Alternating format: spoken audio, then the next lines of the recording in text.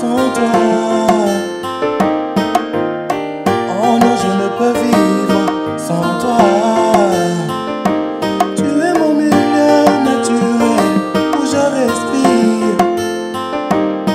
En toi seul, moi je peux vivre. Pour faire l'homme que je suis, tu as parlé à toi-même.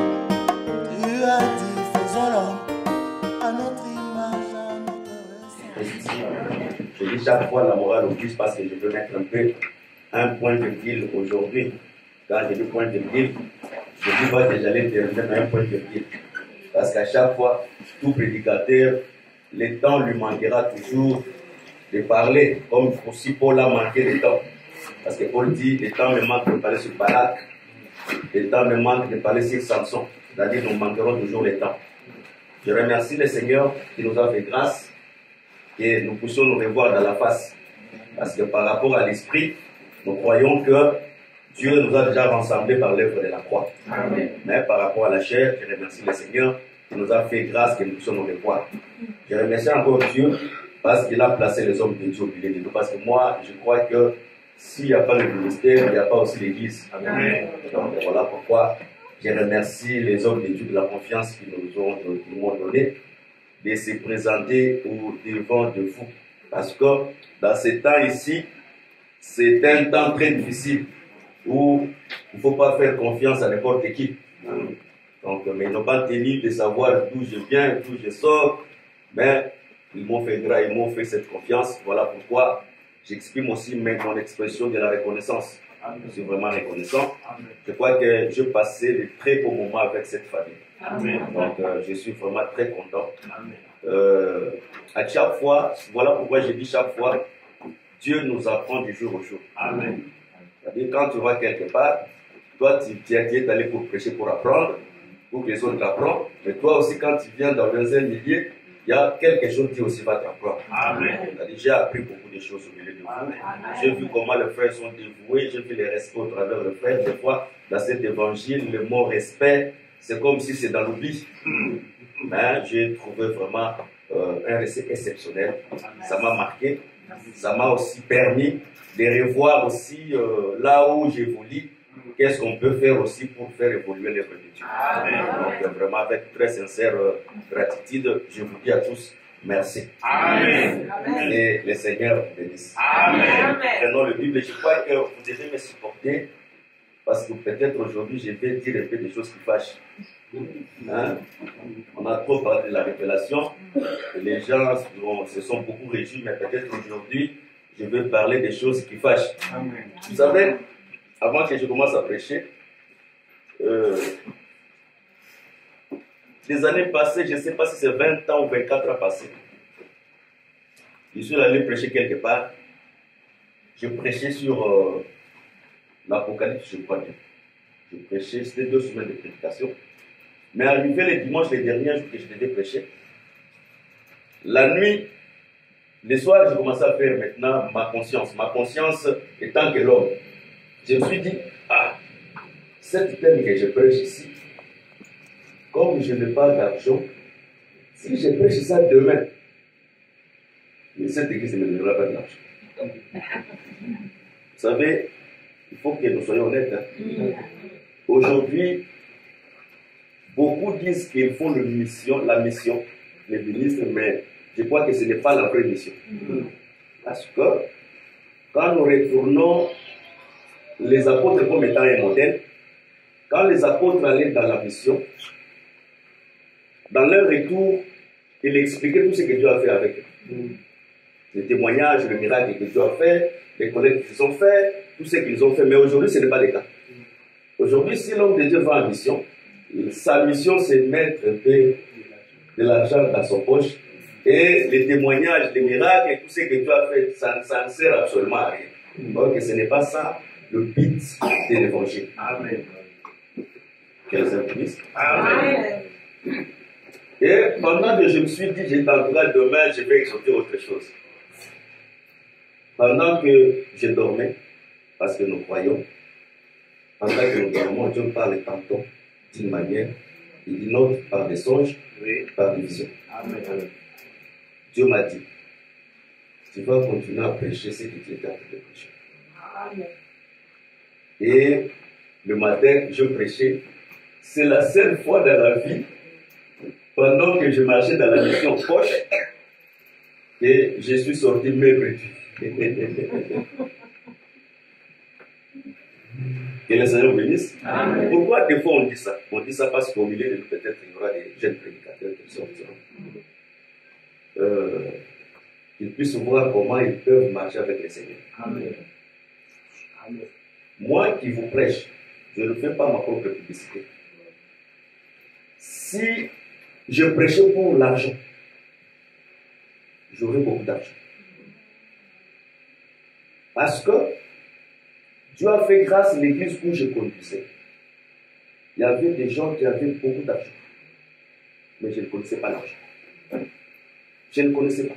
Moi, tu peux me dire, allons, on va faire après 4-5 heures, on va arriver, je vais vendre les diamants et puis je te donne de l'argent. Non, donne au prédicateur que tu vas trouver là. Mais peut-être que c'était la manière que Dieu a permis que nous puissions évoluer. Parce que ce sont deux choses dans ce pays. Parce qu'il faut que Dieu, quand nous disons de Dieu, il faut que Dieu commence aussi à parler chez les gens. Amen. Ce sont deux choses dans ce pays. Parce que moi, quand je suis venu ici en priant, Dieu m'a montré deux choses. Des choses qui feront que les églises ici, en Europe, n'avanceront pas. Le premier, c'est l'argent. Le deuxième, c'est les femmes. Je voyais comment, dans une vision, le barque se détruisait. Donc, les églises comme état de barque, aucun barque n'a atteint sa destination. C'est-à-dire, il y a quelques barques qui sont arrivées tout près de la destination. Et les gens ont descendu dans l'eau, dans le pied. Et ils sont arrivés à la destination. C'est pour dire que les églises, c'est bien, parce qu'on prêche la parole, mais tu as un devoir de toi-même pour la vie éternelle. Amen. Toi-même, tu es le plus grand prophète de ta vie. Avant que les gens puissent prophétiser, te dire que vous êtes né 5, 6, 7, 8, 10, toi-même, tu es prophète de ta propre vie. Amen. Quel Seigneur bénisse. Prenons les Écritures, sinon je vais beaucoup parler pour rien.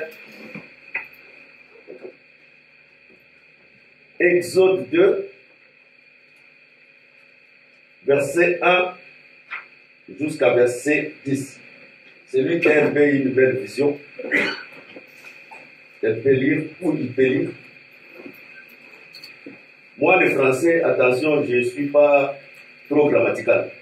Si tu cherches les erreurs, tu vas trouver des la place. Moi, je parle le français comme mon Seigneur. Et les pieds. Moi, je ne suis pas Paul, parce que Paul a beaucoup étudié. Paul parlait correctement français. Et moi, je suis comme Pierre, les gens de sans instruction.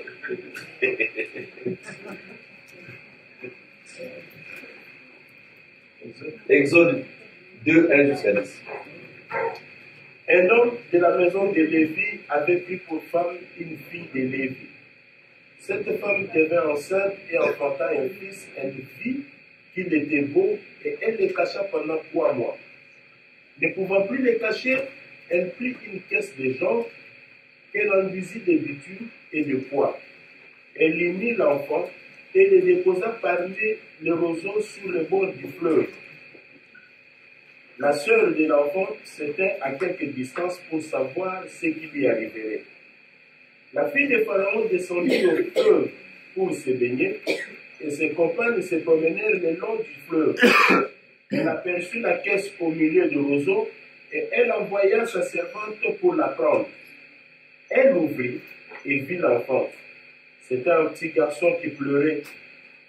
Elle en eut pitié et elle me dit, c'est un enfant des Hébreux. Alors la sœur de l'enfant dit à la fille de Pharaon, veux-tu que j'aille te chercher une nourrice parmi les femmes des Hébreux pour allaiter cet enfant? Va, lui répondit la fille de Pharaon. Et la jeune fille alla chercher la mère de l'enfant. La fille de Pharaon lui dit, apporte cet enfant et allaite-le-moi. Je te donnerai ton salaire. La femme prit l'enfant et l'allaita. Quand il y grandit, elle l'amena à la fille de Pharaon et il fit pour elle comme un fils. Elle lui donna le nom de Moïse car dit-elle, je l'ai retiré des eaux. 2 Corinthiens 8, 7 à 8.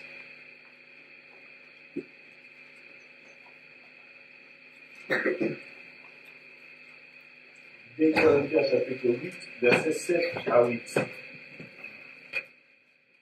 Et même que vous excellez en toutes choses, en foi, en parole, en connaissance, en zèle, à tous égards, et dans votre amour pour nous, faites en sorte d'exceller aussi dans cette œuvre de bienfaisance. Je ne dis pas cela pour donner un ordre, mais pour éprouver par le zèle des autres la sincérité de votre charité. 2 Samuel 4, verset 4.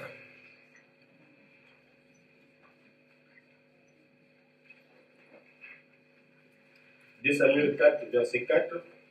Jonathan, fils de Saoul, avait un fils perclus de pied et âgé de 5 ans. Lorsqu'il arriva de Israël, la nouvelle de la mort de Saoul et de Jonathan, sa nourrice, les prit et s'enfuit. Et comme elle précipitait sa fuite, il tomba et resta boiteux. Son nom était Méphibosheth. 1 Thessaloniciens 2, verset 1 jusqu'à 8. Je connais, c'est les derniers versets.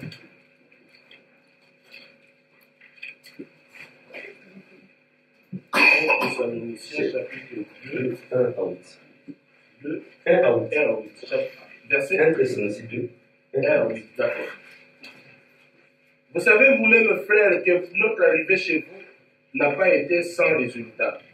Après avoir souffert et reçu des outrages à Philippe, comme vous le savez, nous prîmes de l'assurance à notre Dieu pour vous annoncer l'évangile de Dieu au milieu des biens des combats.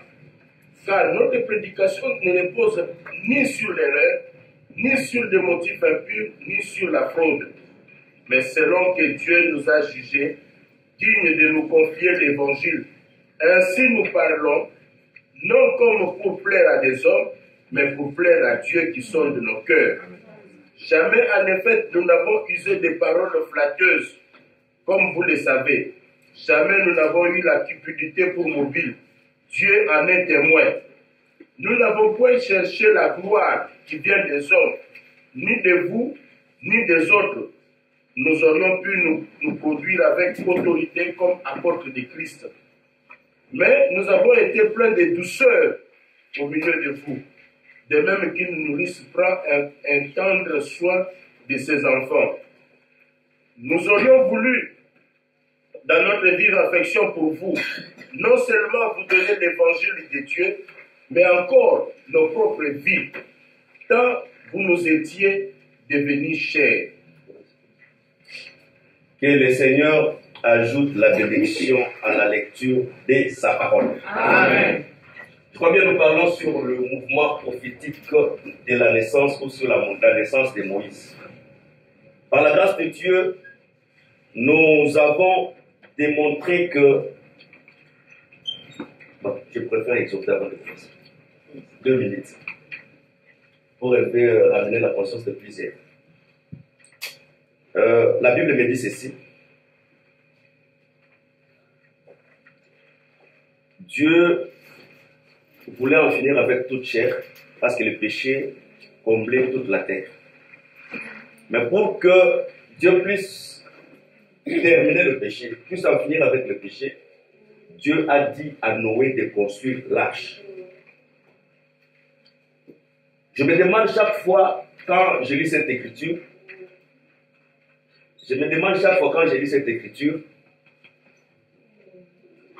quand Noé construisait l'arche, est-ce que c'était au bord de la rivière où il construisait l'arche là où il était? Parce que quand je regarde les gens qui font peut-être les barrières au Congo, ils trouvent que quand quelqu'un veut construire, il doit faire à côté de la rivière. Quand ça sera fini, parce que facilement on va le pousser et ça va commencer à naviguer. Mais moi je crois que Noé a construit l'arche là où il était. Amen. Et ma Bible me dit ceci. Je n'ai pas lu là où l'Écriture dit que Noé sillonnait la ville de son pays pour prêcher que les gens puissent se repentir, et les déluges, Dieu va exterminer la terre au travers des déluges. Mais l'Écriture me dit dans le livre, bien-aimé Paul me dit ceci, Dieu, après avoir parlé de plusieurs manières, c'est-à-dire, au temps des prophètes, Dieu parlait de plusieurs manières. C'est-à-dire, construire l'arche, c'était tout un enseignement que Dieu donnait. Amen. Et le Seigneur bénisse. Amen. Ce n'est pas comme on dit que Noé marchait, c'est comme pas comme on chante souvent. Bon,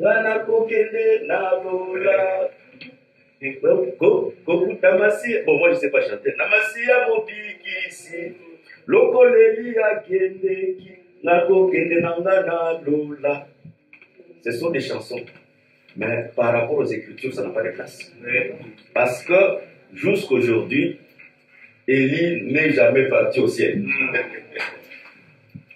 Bien que c'est un bégaiement que les gens qui ont les yeux peuvent seulement voir. Amen. J'ai donné l'écriture de 1 Corinthiens 4.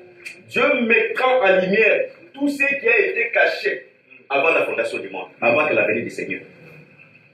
Voilà pourquoi aujourd'hui nous avons les yeux de voir.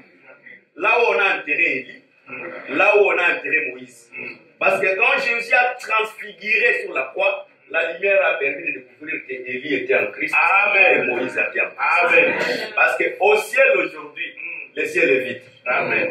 Que le Seigneur bénisse. Amen. Je vous donne encore un autre exemple. Jésus-Christ dit à la croix, au voleur, aujourd'hui, tu seras avec moi au paradis. Mais pourquoi Jésus a dit aujourd'hui? Parce que si Jésus-Christ avait dit demain, l'évangile sera pour demain. Mais Jésus a dit aujourd'hui pour que l'évangile reste dans l'actualité. C'est-à-dire quand tu écoutes, sache-le qu'aujourd'hui, c'est le jour de ton salut. Amen. Que le Seigneur bénisse. Amen. Alors, après avoir construit l'arche était collée avec la terre. Mais ce qui va permettre que l'arche se sépare avec la terre, c'est la pousse. Amen. La terre, c'est quoi? La terre, c'est la chair. Amen. Parce que la terre n'a aucune promesse pour hériter la vie éternelle. Amen. Amen. Mais l'arche, c'est l'âme ou l'esprit. Quand la pluie commence, le rôle de la pluie, c'est quoi dans notre vie? C'est de séparer la chair avec l'esprit. Amen. C'est-à-dire, quand la pluie descendait, l'arche montait de degrés. À chaque fois que la pluie descendait, l'arche montait de degrés. Et les sommets de la montagne, c'était les montagnes des Ararat qui étaient la perfection. Nous croyons, quand même nous avons cru, mais en étant dans cette chair, la faiblesse se manifeste dans les corps de chacun. Mais dis-moi, en écoutant la parole, il y a certains comportements qui doivent tomber du jour au jour. Parce que quand tu lis très bien la Bible, tu verras que la seule montagne qui était restée debout, c'était les montagnes des Ararat. C'est-à-dire, le rôle de la pluie, c'est quoi? C'est supprimer les montagnes aussi longtemps que la pluie descend sur la terre. Nous comprenons qu'en écoutant la parole de Dieu, il y a certains péchés, parce que les montagnes, moi je l'appelle le péché. Il y a certaines vies du péché qu'en écoutant la parole, que le premier jour, ça va disparaître sans pourtant que quelqu'un puisse dire quelque chose.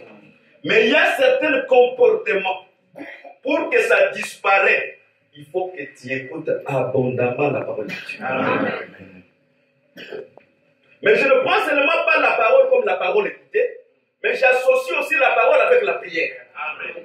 Parce qu'il y a certains comportements, pour que ça puisse disparaître dans ta vie, tu dois associer l'abondance de la parole et l'abondance de la prière. Amen. Voilà pourquoi au temps de Noé, aussi longtemps que la pluie descendait, les montagnes disparaissaient. Et je crois que, aussi longtemps que nous sommes sur la terre, il y a certaines difficultés que nous allons toujours, ça va persister, et nous aussi nous allons persister tout à la fois. Amen. Tout ce qui est sur la terre est passager.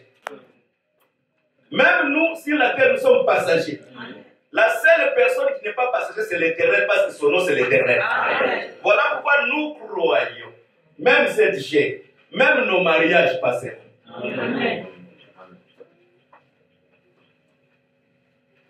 Ceux qui ne passeront point, les gens qui deviendront éternels, la parole comme lui-même est Dieu. Amen. Que le Seigneur bénisse. Amen. Le rôle de la parole, c'est de séparer l'esprit et la chair afin que notre délivrance soit totale. Que le Seigneur bénisse. Et la délivrance sera totale quand nous serons remplis de la connaissance. C'est ce qu'Abakouk dit. La terre sera couverte de la connaissance de Dieu Tout-Puissant. Or, la terre qui doit être remplie de la connaissance aujourd'hui, c'est l'Église. Parce que vous connaîtrez la vérité et la vérité vous affranchira. Dieu voulait expliquer le mouvement du salut au travers la naissance de Moïse.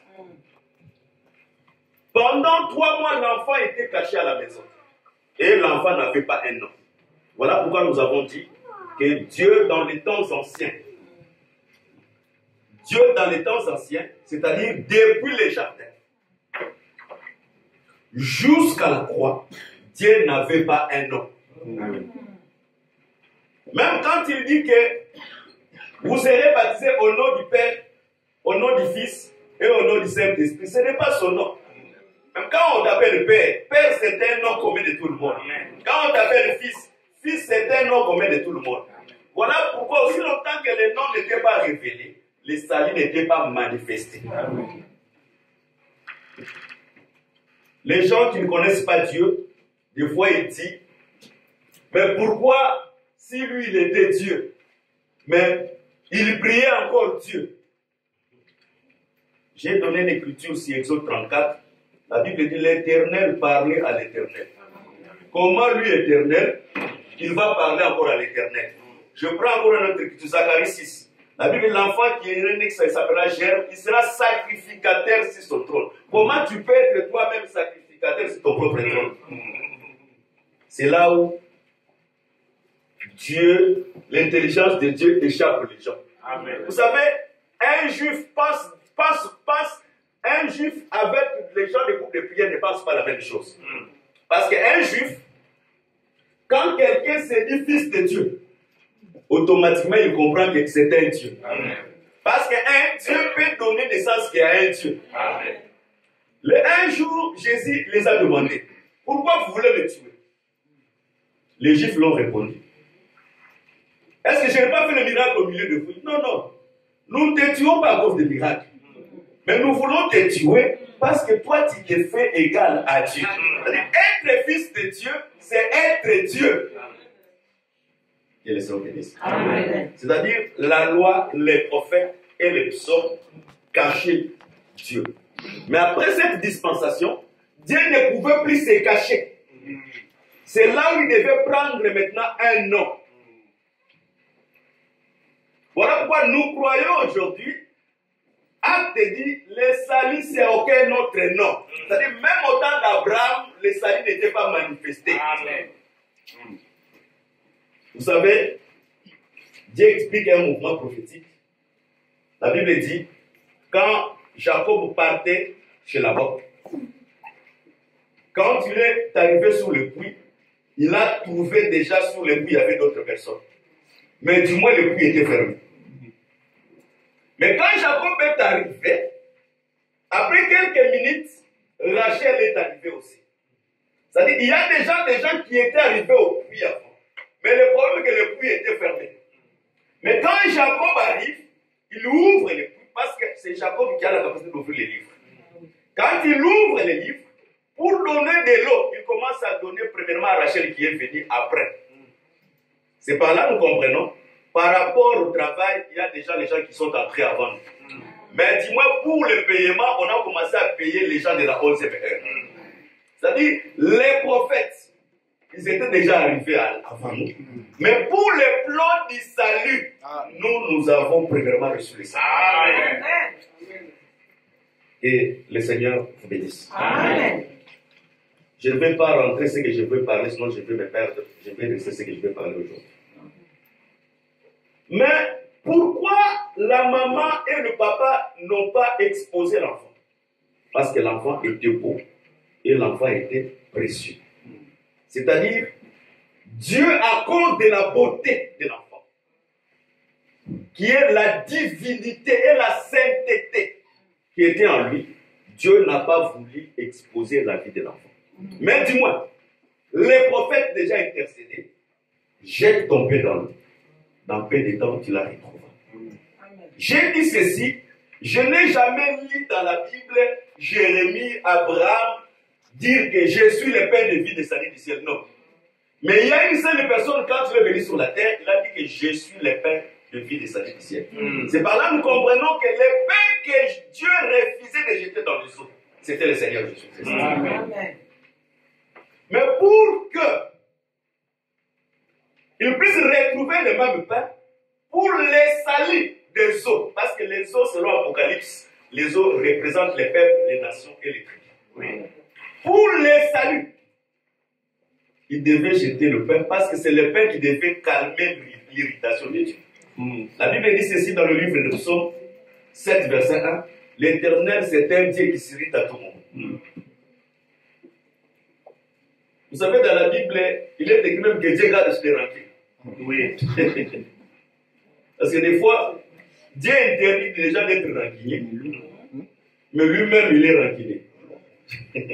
Je ne suis pas là-bas. C'est-à-dire l'Éternel comme étant un Dieu qui s'irrite à tout moment. Et l'agitation des eaux comme étant le vent de sa colère, il a fallu pour calmer la colère, il fallait jeter Jonas dans les eaux. Aussi longtemps qu'on ne jette pas Jonas, les eaux ne peuvent pas se calmer. Amen. Mais dis-moi, ils ont jeté toutes les marchandises qu'ils avaient. Mais la colère de Dieu ne s'est pas arrêtée. Premièrement, je prends cette écriture pour l'expliquer. Les offrandes que l'Israël a données à Dieu n'ont pas calmé la colère de Dieu. Amen. L'Éternel s'irritait encore de plus en plus. Mais ces offrandes, les marchandises qu'il jetait, pour calmer la colère de Dieu, c'était aussi les prophètes. Parce que la Bible dit, la Bible dans le livre des Psaumes, nous sommes regardés comme les brebis qu'on amène à la boucherie. C'est-à-dire, tout prophète qui venait à Israël, il était un sacrifice. Voilà pourquoi un prophète ne pouvait pas mourir en dehors de Jérusalem. Pourquoi? Parce que tout l'Israël, l'autel était qu'à Jérusalem. Voilà pourquoi tous les prophètes devaient mourir à Jérusalem comme étant un sacrifice. Je prends maintenant l'écriture. Matthieu 21. La Bible dit ceci, il y avait quelqu'un qui avait sa vie et il envoyait les serviteurs afin que les vignerons puissent se rendre compte au temps de la récolte du travail qui a été fait. Mais tous les employés qu'ils envoyaient, les vignerons le tuaient. Pourquoi les vignerons le tuaient? Parce que premièrement, les vignerons n'avaient pas l'envie de rendre compte du travail qui a été fait. Deuxièmement, ils tuaient les prophètes afin qu'ils puissent se procurer aussi de cet héritage. Mais lui-même, le propriétaire de la ville, il a dit, bon, comme ils ne s'écoutent pas, maintenant il faut que j'envoie mon fils. Peut-être par considération de mon fils, ils vont peut-être s'apaiser et donner le rendement du travail qui a été fait. Nous savons quand Dieu, premièrement, Dieu n'a pas créé Adam dans le jardin. Dieu a créé Adam hors du jardin, mais il a introduit Adam dans le jardin pour donner la responsabilité du jardin à Adam. Voilà pourquoi Dieu a dit, tu vas cultiver et tu vas garder. En cultivant, Adam devait rendre compte à Dieu parce que Dieu lui a mis dans le jardin comme étant un cultivateur au temps de la nation. Comme Adam a perdu l'héritage, comme Adam était incapable de rendre compte à Dieu du travail qui a été fait, voilà pourquoi Dieu a commencé maintenant à envoyer les prophètes. Parce que la maison d'Israël, ce n'est que la continuité d'Adam. Amen. Que le Seigneur bénisse. Amen. Mais quand il a envoyé maintenant son fils, il dit, tuons maintenant l'héritier. Parce que quand on tue l'héritier, l'héritage reste le leur. Mais aussi longtemps que l'héritier ne peut pas avoir l'héritage. Voilà pourquoi Caïphe a interprété cette écriture. Il a dit pour que la nation tout entière ne périsse pas. Il est nécessaire qu'un homme meure. Parce que Cana, c'était l'héritage que Dieu a donné à l'Israël. Mais dis-moi, cet héritage n'était pas pour l'Israël, parce que Dieu a dit ceci: la terre ne se vendra pas à la perpétuité, car la terre appartient à Dieu. Mais pour que l'Israël puisse conserver cet héritage, il faut que l'héritier meure. Voilà pourquoi nous croyons aussi la mort de l'héritier. Nous, dans la révélation, nous a permis de conserver l'héritage. Que le Seigneur bénisse. C'est-à-dire aussi longtemps que Dieu n'avait pas donné son fils unique. Dieu aussi ne pouvait pas, Dieu, dans notre terre, dans la folie de l'évangile, Dieu aussi ne pouvait pas être béni. Dieu est déjà béni. Mais il a fait cet exercice, c'est-à-dire, aussi longtemps qu'il retenait sa seule semence sur la main. Ok, amen. La multiplication ne pouvait pas se faire. Amen. Voilà pourquoi je crois que Abraham n'était pas le père de la multitude. Parce que pour être père de la multitude, il faut s'aimer la semence, mourir, et par la résurrection, c'est là où il y a la multiplication. Mais Abraham est mort, il est resté dans le séjour des morts. C'est-à-dire, Abraham ne s'est pas multiplié. Voilà pourquoi Christ est venu pour dire que la semence qui est graine de blé, c'est moi. Si je tombe, je meurs, il y en aura beaucoup. Si nous avons crié aujourd'hui, parce que Dieu qui ne voulait pas donner son fils, et Dieu ne pouvait pas prospérer, mais quand Dieu a accepté de donner son fils, voilà pourquoi nous aujourd'hui nous sommes nombreux comme étant les enfants. Que le Seigneur bénisse. Amen. Que le Seigneur vous bénisse. Amen. Mais la Bible dit ceci dans la vie de Moïse. Quand la fille de Pharaon a pris Moïse, la grande sœur de Moïse a dit à la fille de Pharaon: je vais te chercher un nourrice parmi les Hébreux pour allaiter cet enfant. Et la fille de Pharaon dit: je dis, cherche-moi un nourrice et je le payerai toutes les frais du temps où l'enfant sera nourri. Quelle est son bénisse? Amen. Je sais que je vais parler. Je prends premièrement les nourrices. Je vais te faire comprendre ce qui détruit l'évangile éternel aujourd'hui. Dimanche, j'ai parlé d'un point. Et le vendredi. Quand la connaissance étouffe la prière dans l'église, sache-le que le diable est entré déjà dans votre église.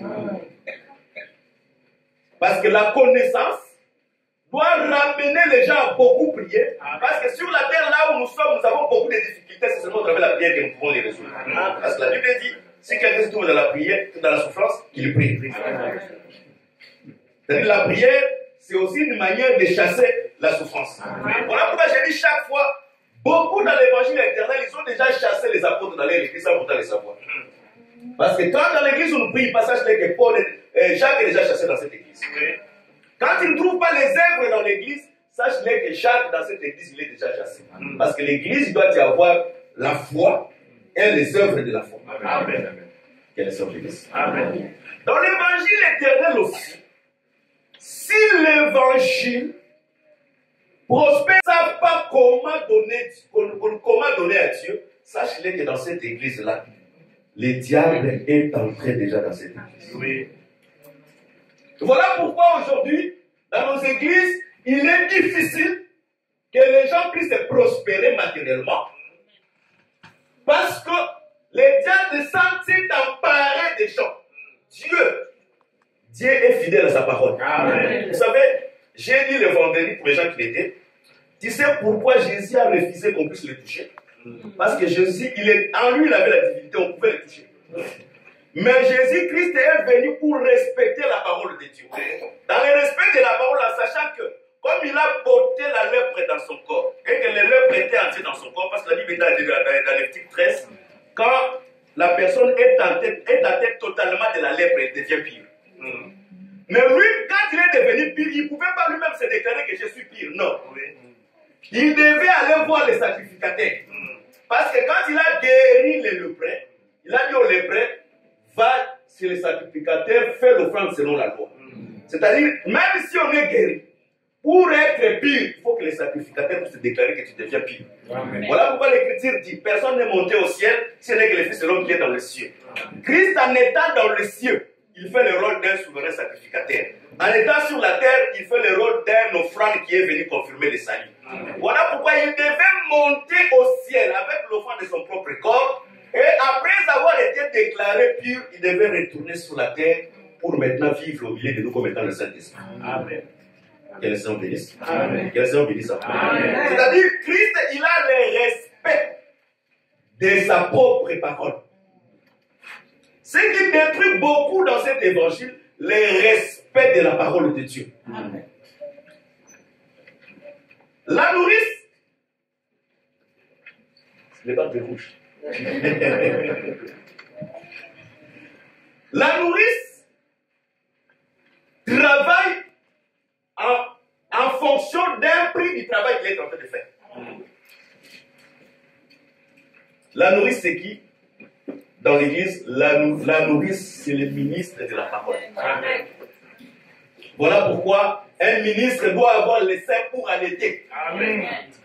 Amen. Amen. Quels sont les ministres? Amen. C'est-à-dire, si on trouve une nourrice qui est incapable d'allaiter, c'est un problème. Amen. Dans cet évangile, la nourrice n'est pas seulement nourrice, mais la nourrice aussi est épouse. Je prends l'écriture. Jacob avait 4 femmes dont il avait 2 nourrices. C'est-à-dire, les nourrices servaient à allaiter les enfants.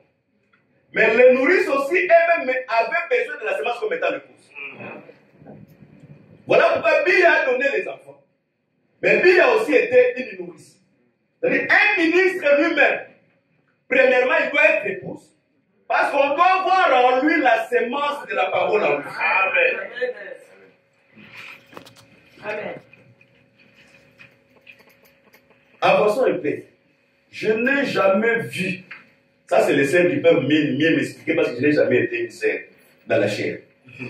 Je n'ai jamais vu une femme avec la semence manger la même chose, marcher de même manière, dormir de même manière. C'est-à-dire quand une femme reçoit la semence, dans sa manière de marcher, quelque chose doit changer. Amen. Dans sa manière de marcher, quelque chose doit changer. Amen. Voilà pourquoi nous croyons, tout enfant de Dieu qui reçoit la semence de la parole, quelque part sa vie doit changer. Amen. C'est vrai. On doit remarquer, même si elle n'est pas manifestée aujourd'hui, mais on doit commencer à remarquer au fil du temps que cette femme, il y a quelque chose qui ne va pas dans sa santé. Amen. Quel est son ministre? Amen. Voilà pourquoi un ministre, elle est premièrement épouse pour recevoir la semence, pour le salut. Parce que pour être sauvé, il faut avoir le Fils en toi. Amen. Vous savez, la femme de Sunem, pour que le roi puisse rétablir, le roi puisse rétablir tout ce qu'il avait perdu pendant 7 ans qu'il était chez les nations, c'est parce qu'il a conservé la vie de l'enfant qui était mort et qui est resté sur ses propres mains. Et pendant qu'Élisée disait, le roi avait fait ceci. Le plus grand miracle, c'était quoi? Il avait resté l'enfant, il a resté l'enfant qui était mort. Amen. Et l'enfant qui était revenu à la vie. Pendant qu'il parlait, la femme aussi est entrée avec lui. Voici l'enfant. Amen. Comme le roi a pris le fils, il a restitué tout ce que cette femme avait perdu. Amen. Et pour tout celui qu'il garde dans le moment difficile, parce que garder le fils sans le manger, c'est pas facile. Amen. Parce que quand la famille devient très grande, il y a même les femmes qui se complotent pour manger le fils. Voilà pourquoi nous comprenons que beaucoup, ils ont déjà mangé le fils à cause des difficultés que nous sommes en train de passer dans le monde. Mais celui qui conservera le fils, Dieu va restituer tout ce qu'il a fait perdu. Amen. Que le Seigneur bénisse. Amen. Que le Seigneur vous bénisse. Amen.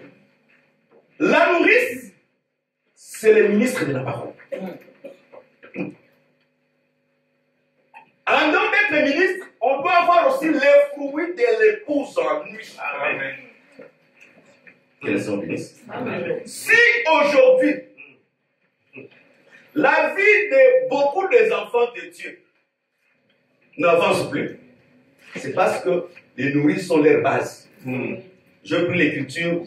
Je sais que tout ce que j'ai dit, c'est dans la Bible. Amen. Je prie l'écriture de 2 Rois 4. 2 Samuel 4, 4. La Bible dit, il y avait le fils de Saoul, avec une nourrice. Pendant qu'il a appris la nouvelle que Saoul était mort, pendant qu'il fouillait, il a fait tomber l'enfant. Et l'enfant est resté boité toute sa vie. Amen. Si la nourrice pouvait conserver bien l'enfant, l'enfant ne pouvait pas rester boité. Aujourd'hui, dans cet évangile, nous, ministres de l'évangile éternel, nous avons rendu beaucoup de frères boités. Merci. Quel est ce ministre? Amen. Nous avons rendu beaucoup de frères boités. Parce qu'un boité, c'est celui qui a un caractère remarquable que nous pouvons voir cela tous les jours. Oui. Vous savez, Dieu nous a fait grâce. Dans ce parcours, nous avons eu beaucoup de temps de prêcher cet évangile. Et aujourd'hui, nous avons compris que nous ne prêchons plus tel qu'on quand on prêchait encore avant. Quand je prêchais avant, je vous dis avec sincérité, j'allais faire une très grande démonstration de la connaissance ici. Parce que j'en ai sur moi. Et ce que je dis, je ne me sers pas la ceinture pour que je puisse procurer la sueur. Ça va venir si je vais en parler. Mais nous avons compris que la connaissance qui ne ramène pas à la vie, ce sont des chandeliers d'argent. Merci. Vous savez, Dieu a dit à David, parce que c'est Dieu qui a inspiré David de faire les chandeliers. David a dit à Salomon de faire 10 chandeliers d'argent, 10 chandeliers d'or. Mais quand Salomon a répété dans le temple, Salomon a répété que 10 chandeliers d'or. Parce qu'il ne voyait pas là où pouvait mettre les chandeliers d'argent. C'est-à-dire, il y a certaines connaissances qui est seulement important pour lui-même, Salomon, qui est le ministre. Mais pour le peuple, il faut donner ce qui est important et essentiel pour l'avancement de la foi de Christ. Amen. Voilà pourquoi j'ai dit chaque fois, plusieurs connaissances, ce sont des chandeliers d'argent. Il n'y a pas la place là où on peut le mettre dans le temple. Que le Seigneur bénisse. Amen. Quand on prêchait avant, tellement on a incité les frères à la rébellion. On a incité les frères à la rébellion, l'évangile tel qu'il est, nous, les problèmes d'argent. Ah, vraiment, si tu vois que, vous savez, avant, quand je prêchais, si je vois un ministre avec un gros ventre, il sera mon cible. Je veux commencer à prêcher. Son ventre est là.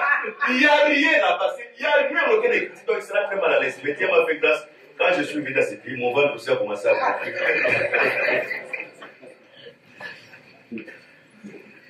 Que le Seigneur vous bénisse. Amen. Tellement on a prêché. On avançait. Dieu restera Dieu. Amen. Tu peux aller là où tu veux. Le Dieu que je vous prêche, quand tu ne veux pas aller dans son chemin, lui il va rester là. Amen. Il va t'attendre. Tu partiras, mais tu retourneras, tu vas le retrouver là. Et quand tu vas retourner là où il sera, c'est là qu'il va commencer à marcher. Tu vas seulement perdre ton temps, ton âge va avancer. Lui il reste là-bas parce que lui il ne grandit pas. En lui il n'y a ni changement, ni ombre de variation. La variation c'est nous parce que nous sommes dans cette chair. J'étais jeune, je commence à vieillir. Le mariage ne fait pas. Ah, je laisse-moi sauter dans les mariages qui me viendront. Tu vas sauter même dans les mariages qui ne sont pas d'accord. Que le Seigneur bénisse. Amen.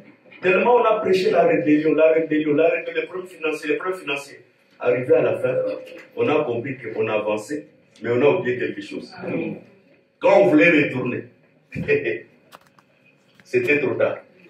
Les frères que nous avons prêchés, ils nous ont donné l'écriture. Si même toi-même, tu viens détruire ce que tu as prêché, que tu sois à la tête. Parce que c'est nous comme ça qu'on prêche. Si moi-même qui vous prêche ici, je retourne, je viens détruire ce que je sois à la tête. Les frères ont pris seulement cette écriture et nous avons donné. Que nous avons donné et nous allons donner. Aujourd'hui, je vous dis avec sincérité, beaucoup de ses frères ne prient plus. Ils ont abandonné la foi. Parce qu'ils ont trouvé que nous nous sommes égarés. Ce qu'on avait prêché, ce n'est pas ça, c'est pas ce que nous confirmons. Quel sort de Dieu. Voilà pourquoi Paul dit ceci. Vous avez excellé dans la connaissance. Ça, c'est des Corinthiens que nous avons ici. Vous avez excellé dans la foi. Mais vous n'avez pas excellé dans les œuvres bien faites. L'église des saints, c'est une église où les gens sont seulement bourrés de connaissances. Moi, je ne cache pas, j'ai dit, parce qu'il y a des gens que j'ai de bonnes relations avec, même si je suis son ennemi, ils me disent que Ngom aussi, tu avais raison. Les prophètes Jean dit, que beaucoup connaissent, quand on parlait avec lui, non, la dîme c'est la loi. La dîme c'est la loi. Non, la dîme c'est la loi. Ah non, les offrandes là, moi je ne prends pas. On met derrière là, on met une bassin, c'est lui qui peut mettre une met.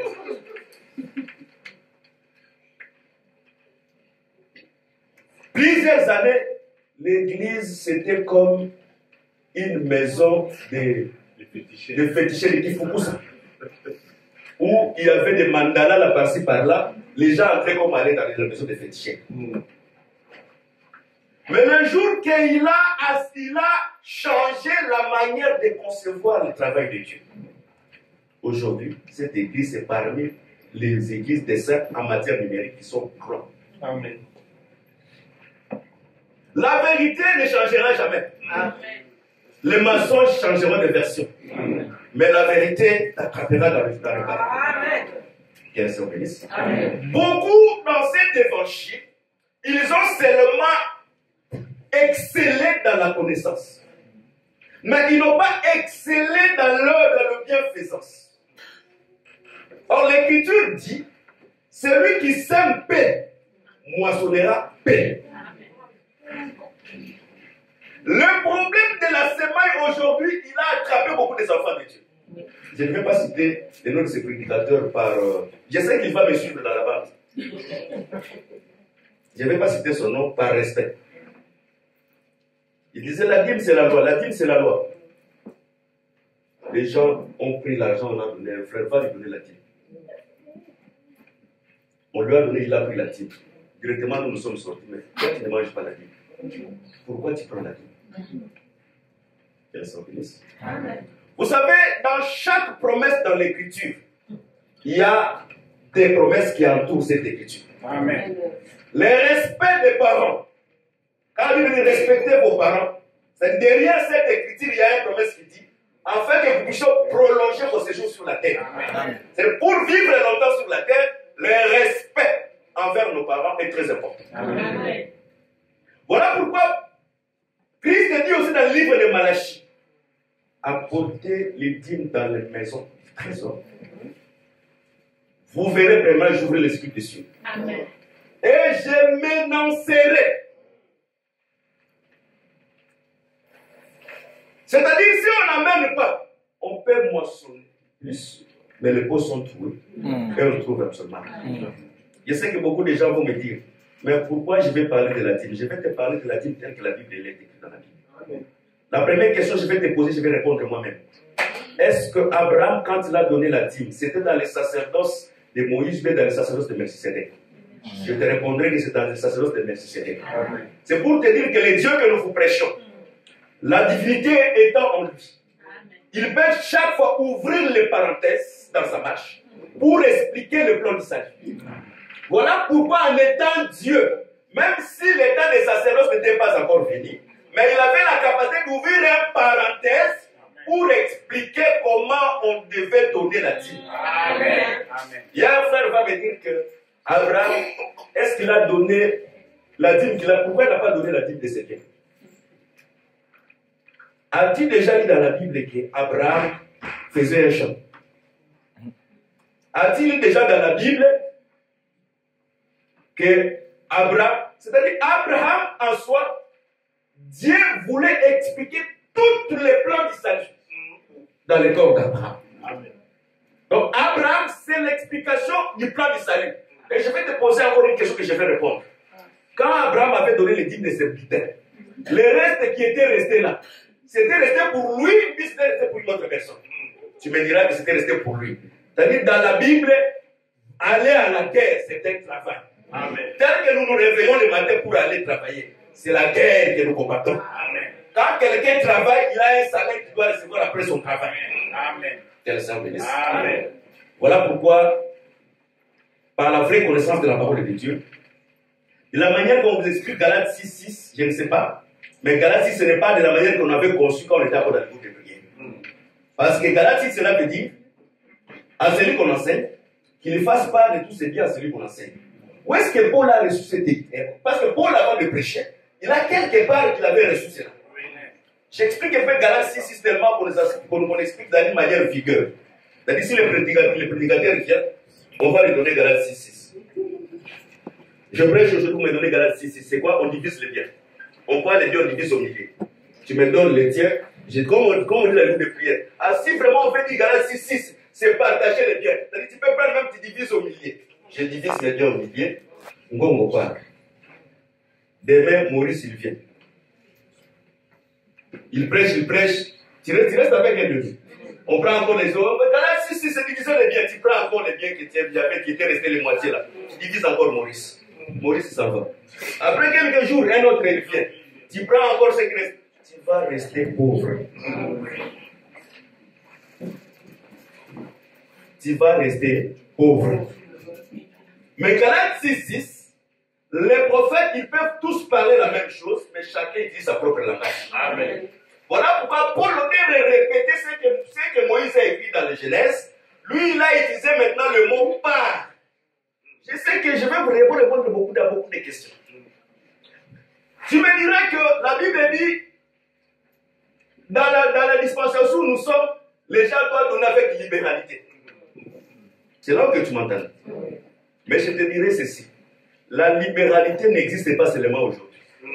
Même au temps de Moïse, il y avait la libéralité.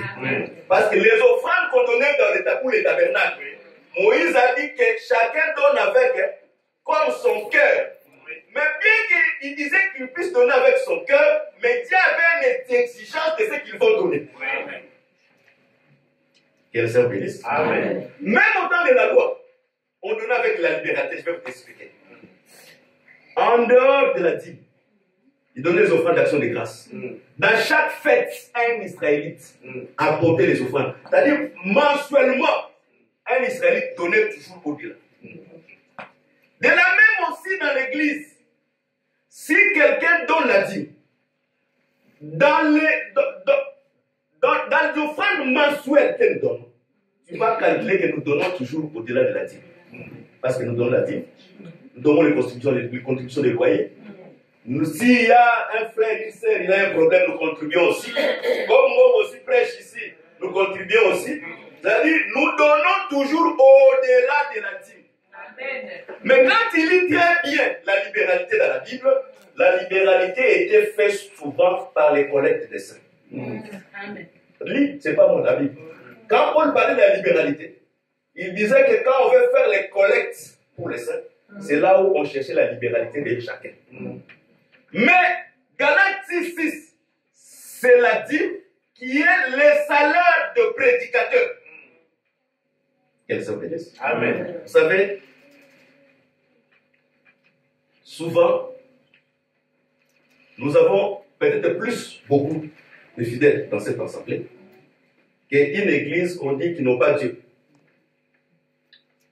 Mais en matière de paiement de loyer, en matière de nourrir les hommes de Dieu, parce que dans nos églises, le péché, c'est seulement quand le pasteur fait le ministère. Ou bon, il est tombé dans l'adultère. Là, les armes vont s'élever. Là, chacun aura son arme. Mais je n'ai jamais vu dans nos églises les gens se soucier comment les hommes de Dieu vont manger, comment les hommes de Dieu vont faire ceci. Là, ce n'est pas un problème. Là, il n'y a pas des armes. Là, tout le monde a son arme dans les capables de finir par terre. Avec cette bonne évangile que nous avons reçue, si nous n'allons pas mettre toute la parole de Dieu en pratique, ça sera des histoires. Amen. La fille de Pharaon avait la notion que la nourrice doit avoir un salaire. Si dans l'église, l'église est incapable de payer le salaire du ministre, nous ne disons pas que, parce que la Bible dit à celui qu'on enseigne, qu'il fasse part de tout ce. C'est-à-dire le ministre est un seigneur. On ne sème pas pour moissonner demain. On sème, on arrose jusqu'à ce que la moisson va atteindre la maturité. C'est là où on peut passer la semaine. Voilà pourquoi Paul, en sachant cette écriture, quand il était parti, je crois bien à Corinthe, à Thessalonique, il a dit, j'ai travaillé avec mes propres mains pour ne pas mettre l'obstacle dans l'évangile. Quand l'église est incapable de prendre l'homme de Dieu en charge, l'homme de Dieu ne peut pas commencer à se lever toujours. Oh non, moi je ne mange pas bien. Oh, moi, non, non, c'est aussi diabolique. Amen. Il faut premièrement s'aimer.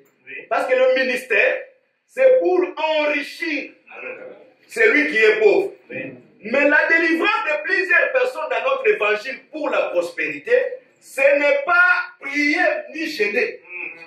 C'est faire l'acte de donner. Amen. Car il y a plus de bonheur de donner qu'à recevoir. Vous savez, beaucoup de gens aiment seulement moissonner. Mais dans la dispensation où nous sommes, les moissonneurs et les semeurs, la main doit se rencontrer dans les champs. Amen. Pourquoi? Quand Dieu vient dans la maison d'Abraham, Dieu vient s'aimer. Parce que moi je crois qu'Abraham était inspiré. C'est lui qui est venu avec la semence de la maison d'Abraham, c'était Dieu. Amen. Dieu a sémé Isaac. Car Dieu ne moissonne pas là où il n'a pas sémé. Amen. Comme il a sémé Isaac, les jours-là, la main de Dieu était dans le sémage, la main d'Abraham était dans la moisson. Amen. Il a fallu aussi que la main d'Abraham fait aussi les mêmes mouvements et que la main de Dieu aussi puisse moissonner. Amen. Dieu maintenant dit encore à Abraham, donne-moi ton unique fils. Amen. Abraham en étant prophète, en sachant la loi de la multiplication. Amen. Comme Dieu a sémé, moi j'ai moissonné, maintenant moi je vais s'aimer, que Dieu aussi moissonne. Beaucoup de gens aiment seulement que Dieu puisse moissonner, Dieu puisse s'aimer, mais ils n'aiment pas que Dieu puisse moissonner, parce que Dieu a aimé. Pour faire la moisson, on fait la moisson avec un Amen. Avec la main. Que le Seigneur bénisse. Mais quand Abraham a s'aimé, Dieu a conjugué le verbe, tu seras le père de la multitude. Amen. Aujourd'hui, prêcher les données dans l'évangile éternel, c'est comme si un Satan. Voilà pourquoi beaucoup de frères, ils ont un défaut corporel à cause des nourrices. Voilà pourquoi la pauvreté charnelle comme ça va vous accabler en étant sur cette terre, au risque même de chercher comment vous allez abandonner la foi. Vous allez citer les Écritures. Nous serons la tête et non la queue. Quand il dit nous serons la tête et non la queue, l'Écriture dit, quand tu respectes la loi de Dieu, tu seras la tête et non la queue. Comme tu ne respectes pas la loi de la semaille, tu seras toujours la queue. Vous savez, qu'est-ce que les frères de l'évangile éternel font? Quand ils voient quelqu'un passe avec une belle voiture, il dit, ça c'est pour nous. Les païens travaillent pour nous. Ça c'est pour cette voiture, ça sera pour moi. Non. Ça c'est des suppositions et des choses, même quand un homme te voit que ta tête a un problème là.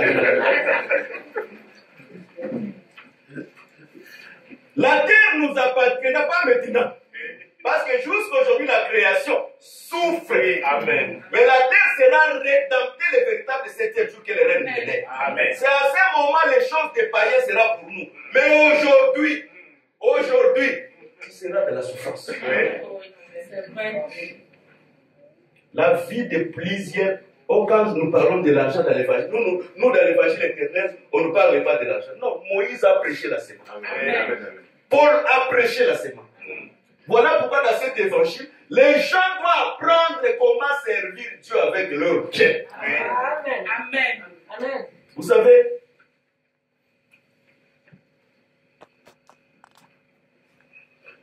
dans cet évangile, celui vraiment qui sait bien servir Dieu, il sait que tout ce que j'ai, je suis qu'un géant.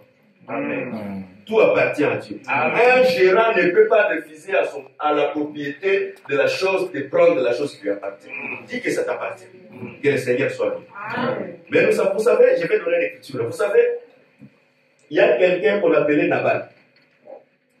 Nabal, c'est quelqu'un, pendant que David était dans le vagabondage, David veillait sur ses brebis pour que personne ne touche à ses brebis. Lui-même, David, n'a jamais mangé le brebis de la bergerie de Nabal. Mais ça ne voulait pas dire qu'un jour, David n'aura pas besoin de cette brebis. Le jour que David avait besoin de manger le brebis de cette bergerie, Nabal a refusé. Les sentences de la mort étaient tombées sur Nabal. Oui. Et tous ces biens. Beaucoup de nos frères, les sentences de la mort, je ne vous condamne pas, mais les sentences de la mort sont sur eux. Parce qu'ils ont eu l'opportunité. Vous savez, des fois, on paye des salles avec des pleurs.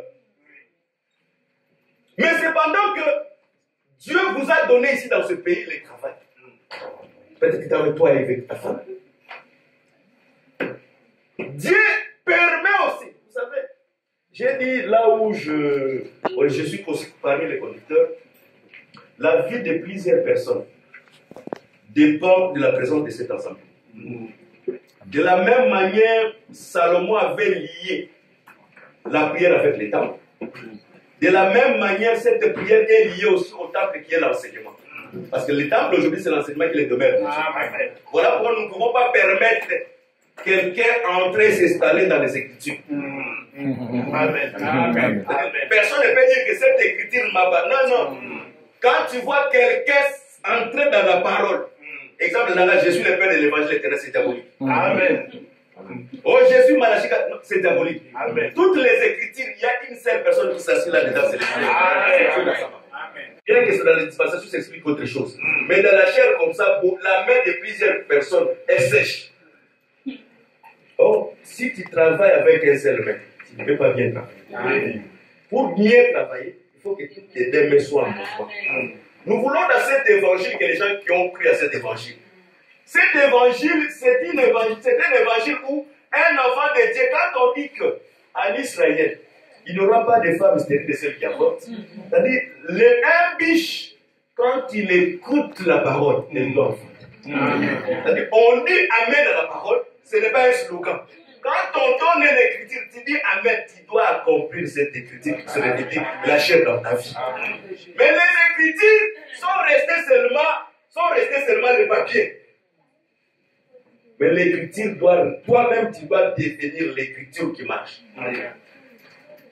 Voilà pourquoi la prospérité dans la vie de plusieurs personnes, les trucs qui menacent nos travails, nos richesses, Dieu protège quand la personne respecte la parole. Amen. Parce que l'accusateur est toujours là pour accuser les enfants. Voilà pourquoi beaucoup de nos frères, à cause des nourrices, le ministre, vous savez, je vais donner un exemple. Chorakout, quand il est venu,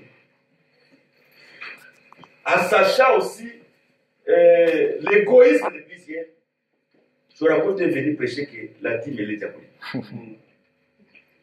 Mais je vous dis aujourd'hui, parmi les pasteurs africains qui sont en Europe, c'est les pasteurs les plus riches. Chorakout, c'est les pasteurs les plus riches. Parce qu'il a des millions dans son compte. Mais si nous rentrons dans le fondement des portes, dans le fondement des pierres, un ministre ne peut pas devenir riche. Si un ministre devient riche, c'est diabolique. Un ministre ne peut pas manquer ce qu'il peut manger. Ne peut pas manquer ce qu'il peut soutenir sa famille, afin que nos enfants ne disent pas que les pères ont servi les dieux qui n'est pas les dieux vivants. Mais un ministre est devenu riche pendant que sa richesse ne correspond pas aux fidèles qui écoutent la parole. C'est diabolique. Amen. La richesse des ministres va être proportionnelle aux gens qui écoutent la parole de Dieu. Amen. Parce que l'église, c'est le lien de partage des richesses. Amen. Voilà pourquoi quand les gens ramenaient leurs biens dans l'église, Paul le partageait parmi les frères. Imaginons une sœur qui n'a pas un frère, qui n'a pas l'argent pour payer les loyers, et qu'il y a de l'argent dans l'église, nous payons pour lui les loyers. Nous augmentons quelque chose dans sa foi. Amen. Mais si nous restons seulement, nous sommes les aigles, nous volons. La Bible dit, si tu as le potentiel de faire, ne dis pas à ton frère quand il a froid, non, des mecs. Non.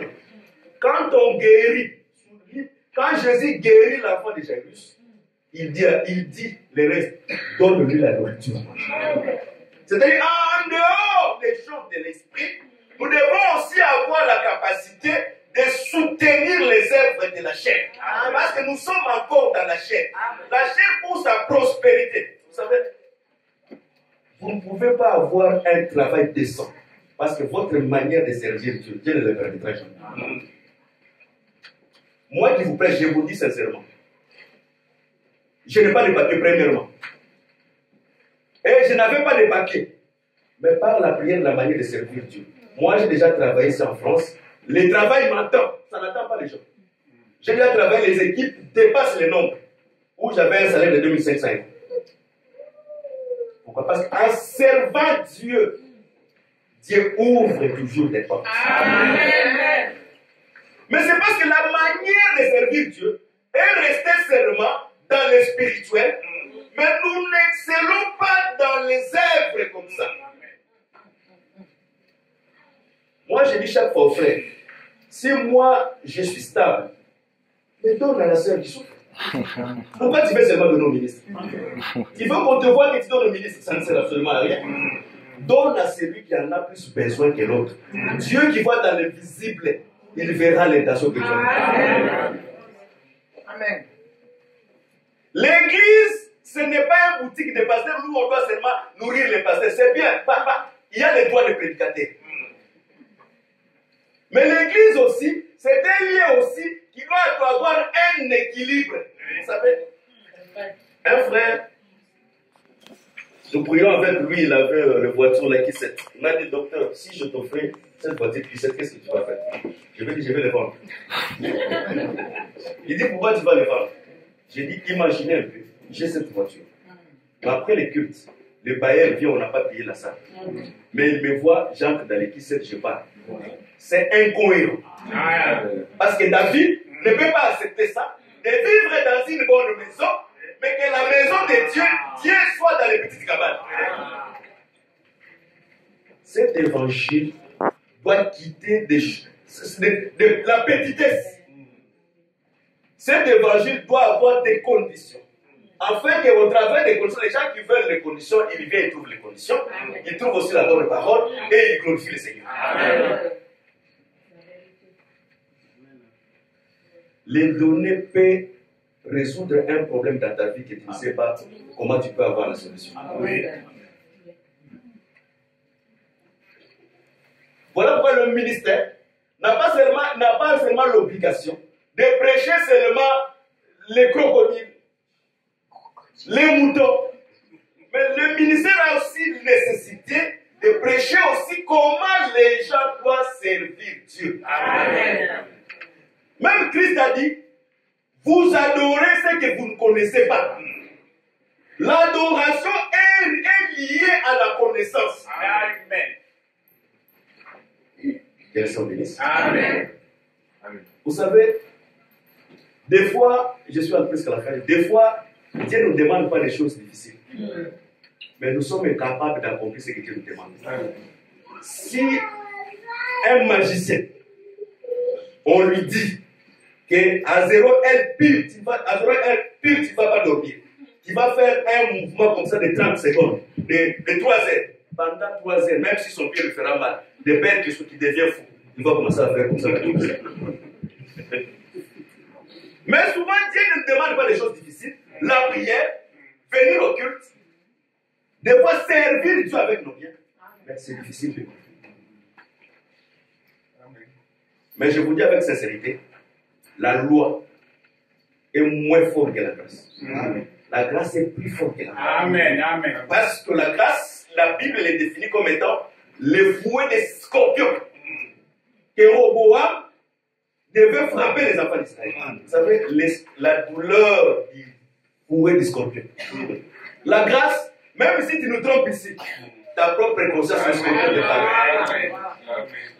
Dans la loi, on doit t'attraper en flagrant délit. Mais dans la grâce, même quand tu penses, tu as déjà péché. C'est ça la loi, la grâce est plus difficile que la loi. Mais Dieu nous a fait grâce. Et Dieu puisse nous supporter. En sachant que, parce que les fêtes de Pentecôte, c'est la seule fête où Dieu agrée les levains. Parmi les 7 fêtes de l'Éternel, dans toutes les fêtes, il ne peut pas y avoir les levains.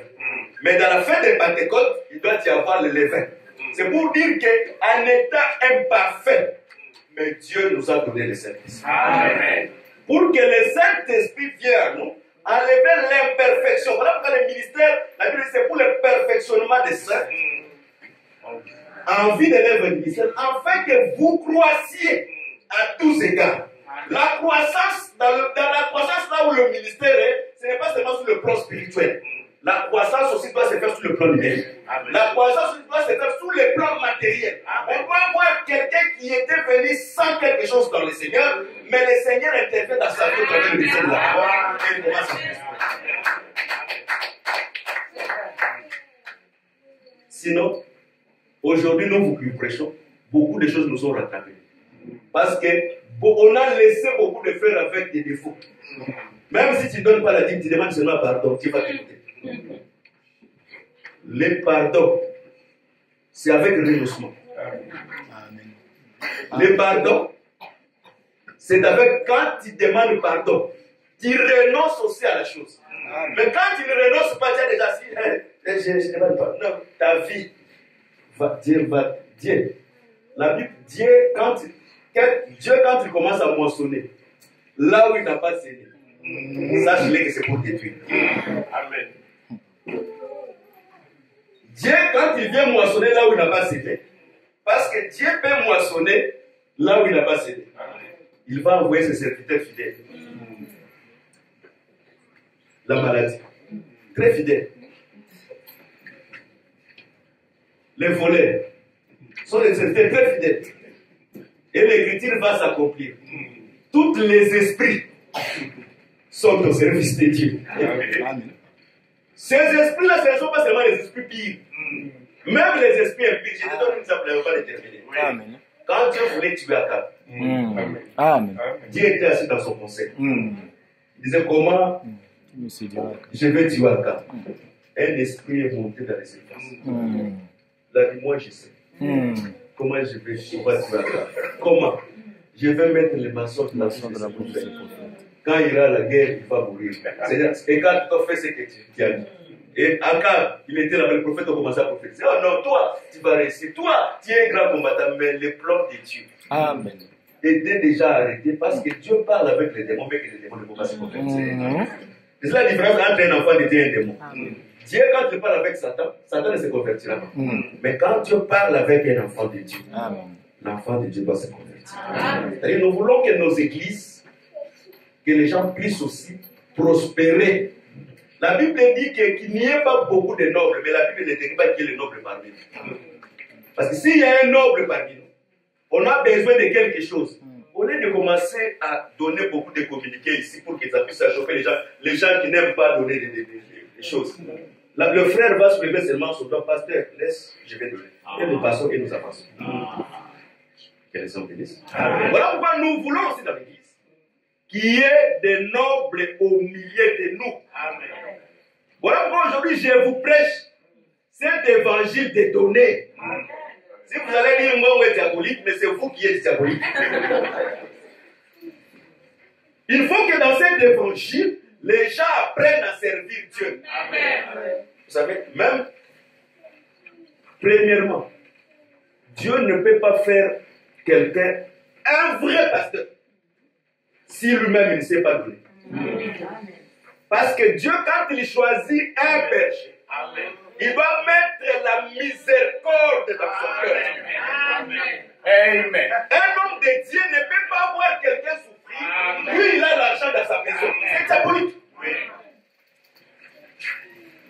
L'homme de Dieu doit avoir la compassion des brebis. Voilà pourquoi j'étais pour vous comme un nourrice. Si c'était possible de donner même ma propre vie.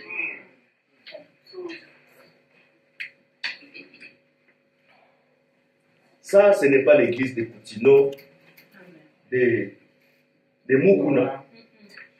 Là où les gens qui sont dans la foi souffrent, les gens meurent à cause de la maladie, par des sommes dérisoires que lui il peut donner, mais il préfère donner aux enfants de la rue pour dire que toi tu es le président, toi tu es danger, toi tu es comme ça. Mais les biens selon les Écritures pour le faire, il faut commencer par le faire pour les gens qui doivent le faire de foi. Amen. Que le Seigneur bénisse. Amen.